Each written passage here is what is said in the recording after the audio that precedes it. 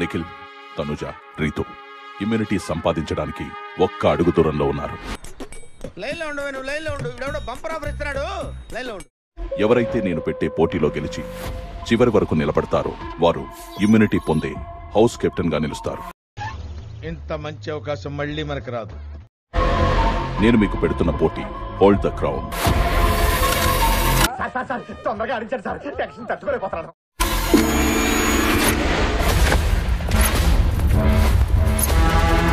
అమ్మో అమ్మో, చాలా విచిత్రంగా ఉంది.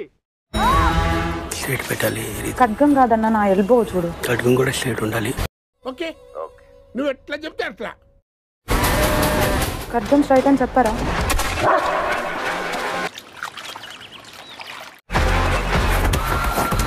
తనుజ నువ్వు అలా పెడితే సపోర్ట్ పెట్టడానికి అవ్వదు.